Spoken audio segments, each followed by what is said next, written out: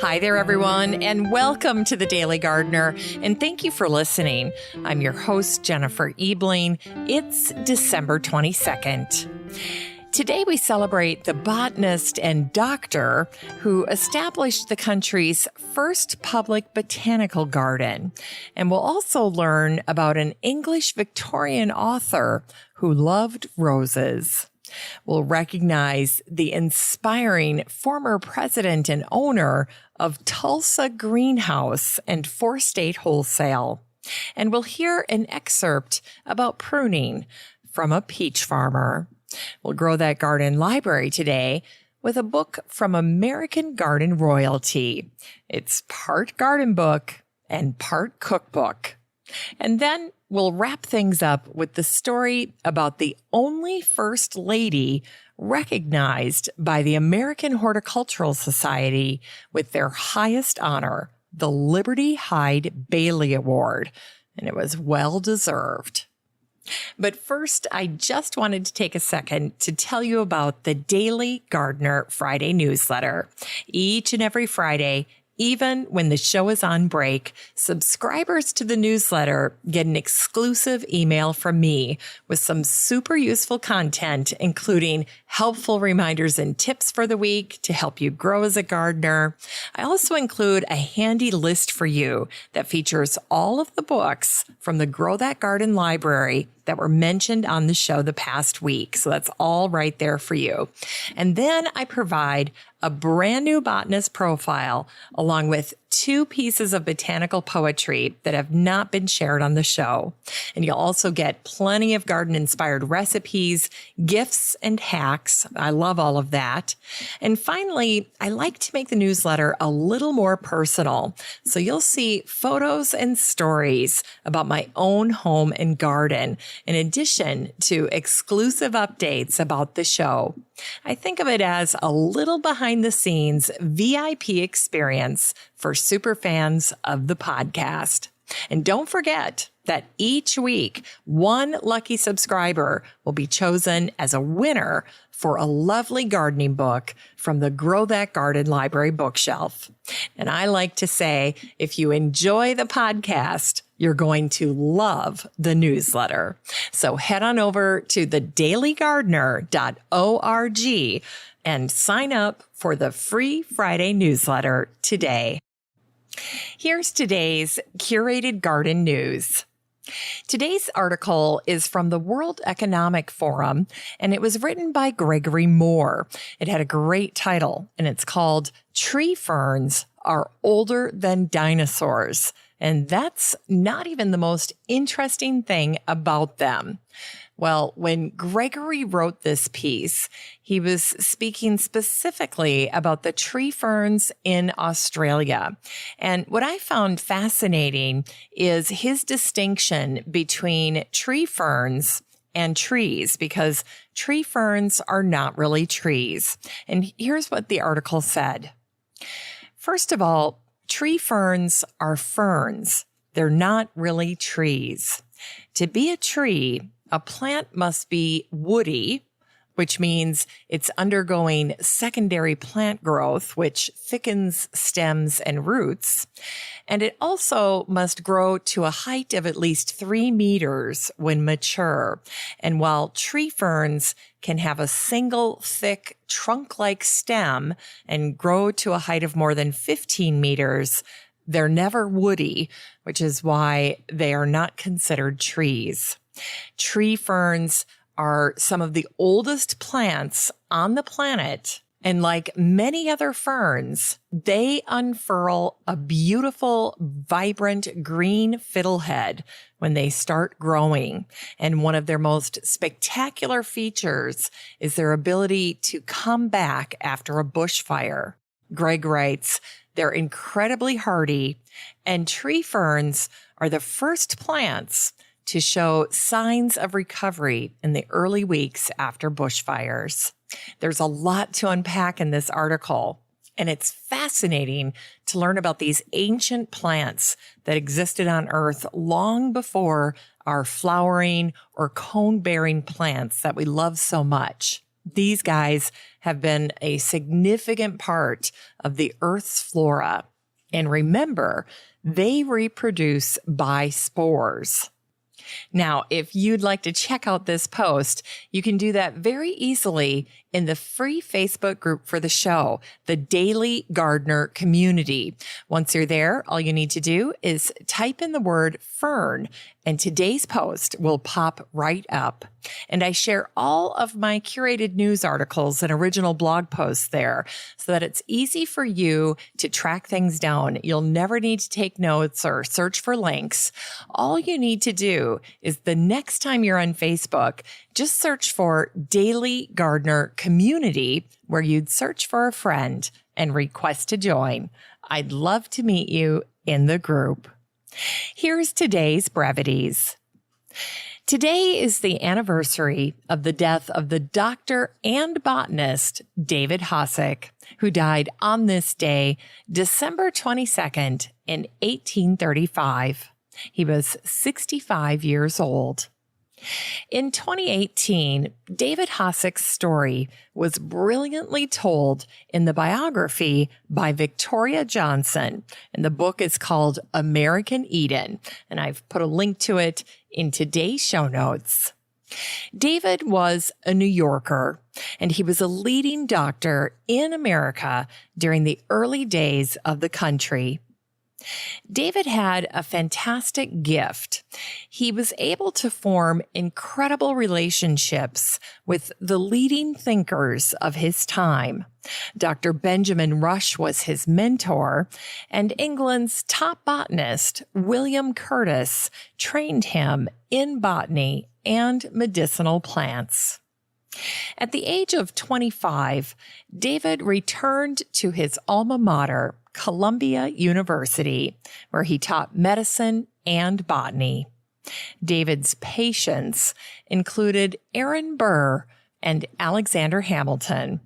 And if you've watched the musical, you know that although David was one of the best physicians available, he could not save Hamilton. David Hosack established the country's first public botanical garden, and he put it right in the middle of Manhattan. David initially focused on medicinal plants, but he soon added vegetables, grasses, grains, and fruits, and also exotics collected from all over the world. It really was a paradise. David's medical students used his gardens as an extension of their classroom, and that was a first for people on this side of the Atlantic. At its zenith, David's garden boasted of having over 2,000 different species of plants. Just incredible. And it was David's pioneering work with plants that allowed him to teach an entire generation of doctors brand new remedies to common medical problems. Now, unfortunately, David's vision for the garden way exceeded his financial ability to keep it going. Sadly, David was forced to sell off and dismantle his botanical dream. And today, his former garden is the site of Rockefeller Center. Yet David's garden and his work had inspired botanists all over the world. And although his botanic garden didn't survive, David's dream of a garden of discovery and learning would be carried out through the work of other pioneers like Henry Shaw, Charles Sprague Sargent, and David Fairchild. In the twilight of his life, David's wife died. After remarrying a very wealthy woman, David built a country estate with an incredible garden, of course, and that is where he enjoyed his remaining days on this earth. And today is the 140th anniversary of the death of the English Victorian author George Eliot, who died on this day, December 22nd, in 1880.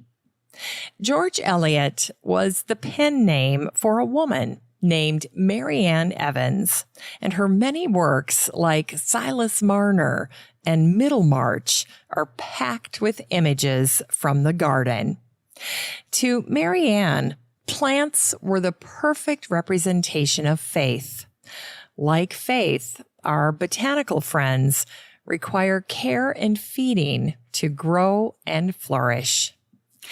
On October 1st, 1841, Mary Ann wrote a letter to her old governess, Maria Lewis. She wrote, "Is not this a true autumn day? Just the still melancholy that I love, that makes life and nature harmonize. The birds are consulting about their migrations. The trees are putting on the hectic or the pallid hues of decay and begin to strew the ground, that one's very footsteps may not disturb the repose of earth and air, while they give us a scent that is a perfect anodyne to the restless spirit. Delicious autumn. My very soul is wedded to it, and if I were a bird, I would fly about the earth, seeking the successive autumns." Isn't that marvelous? Well, my favorite quotes from Mary Ann, or George Eliot, are all about her love of roses. She wrote, "I think I am quite wicked with roses. I like to gather them and smell them until they have no scent left." And Eliot wrote this little poem about roses. "You love the roses, so do I. I wish the sky would rain down roses as they rain from off the shaken bush. Why will it not? Then all the valleys would be pink and white and soft to tread on. They would fall as light as feathers, smelling sweet. And it would be like sleeping and yet waking all at once. Over the sea, Queen, where we soon shall go, will it rain roses?" This concept of raining roses was something Eliot wrote about several times. She loved that idea. And this last quote about roses is the one George Eliot is most famous for. "It never rains roses. When we want more roses, we must plant more."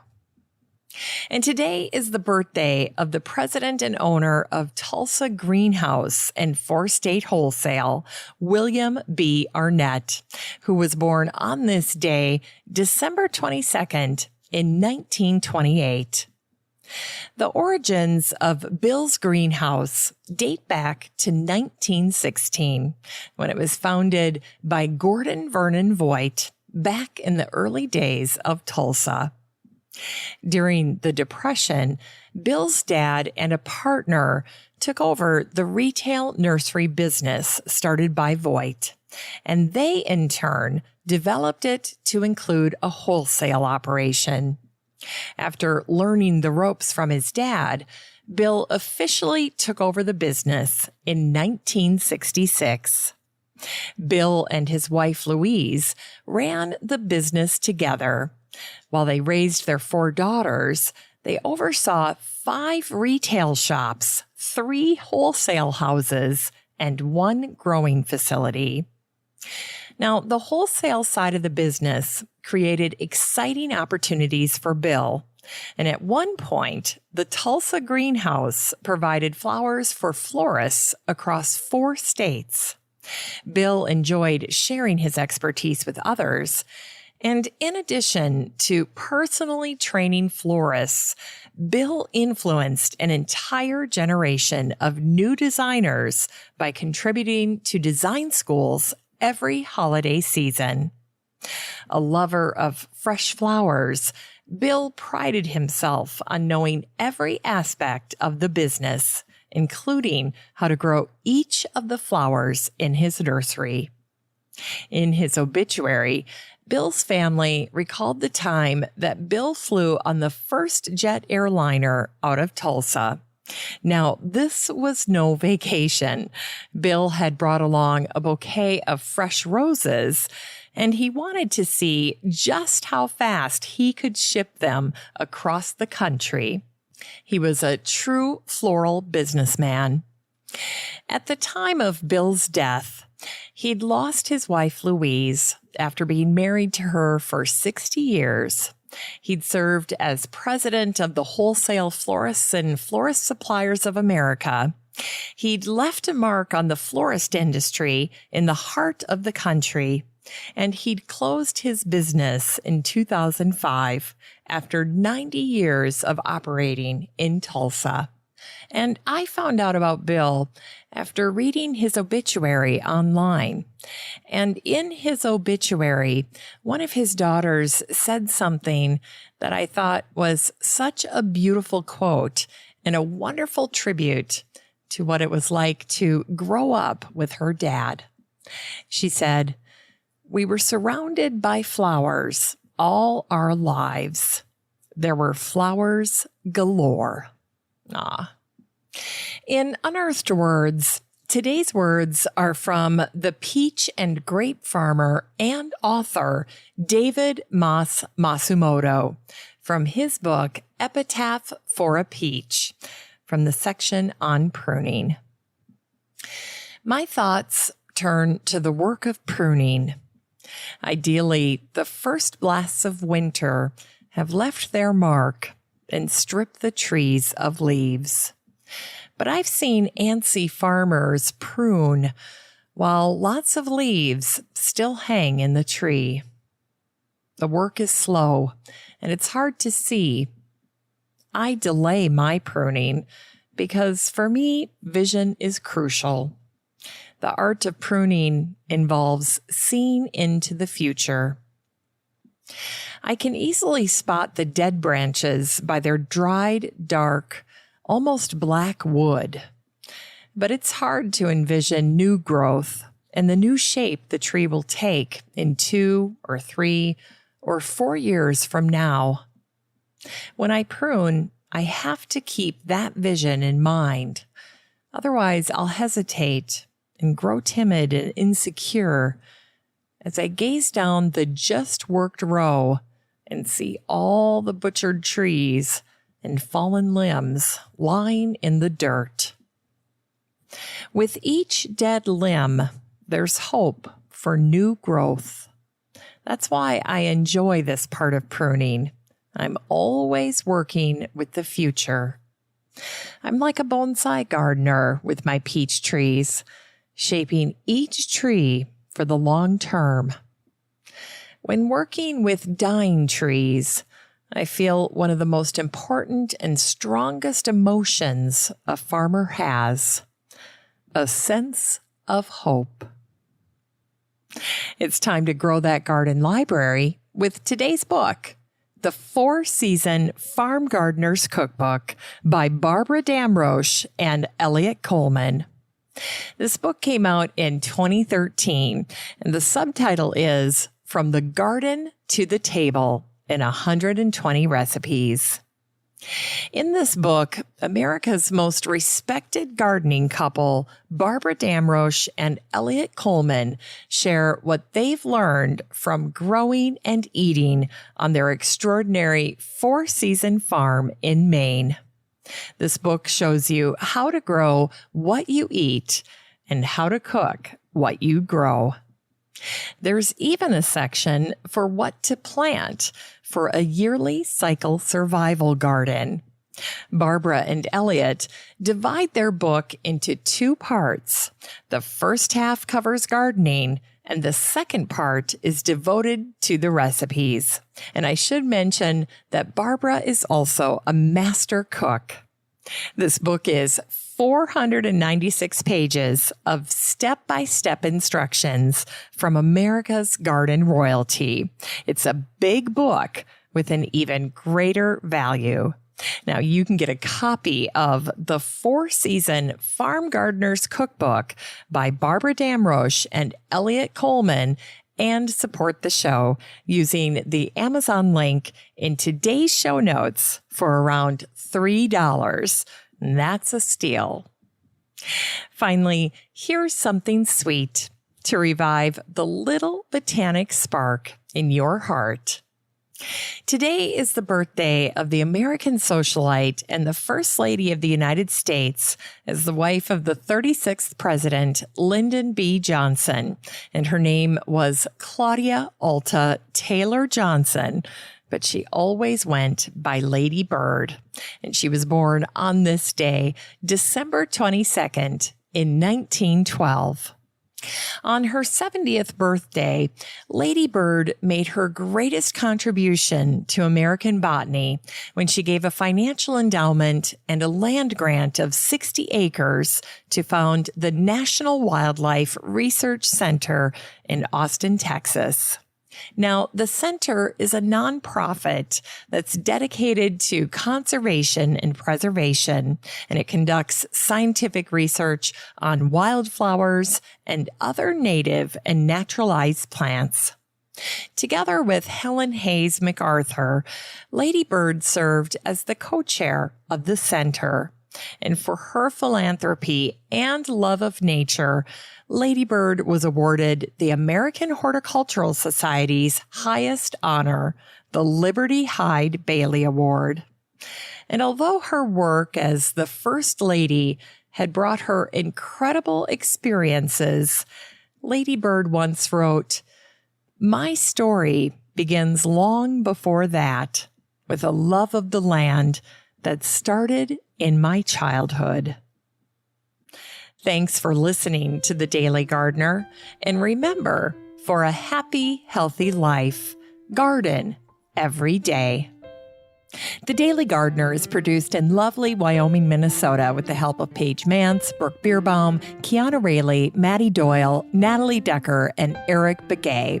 You can find The Daily Gardener on all your favorite social media. You can follow the show on Instagram, and listeners always have a standing invitation to join the free Facebook group for the show. Just search for Daily Gardener Community the next time you're on Facebook and request to join. All the stories and books that are featured on the show can be found over at thedailygardener.org, thedailygardener.org. And while you're there, be sure to sign up for my free Friday newsletter. Last but not least, you can share your own gardener greetings on the show by emailing me at jennifer@thedailygardener.org. I'm your host, Jennifer Ebling, and as always, have a great day in the garden, and we'll see you tomorrow.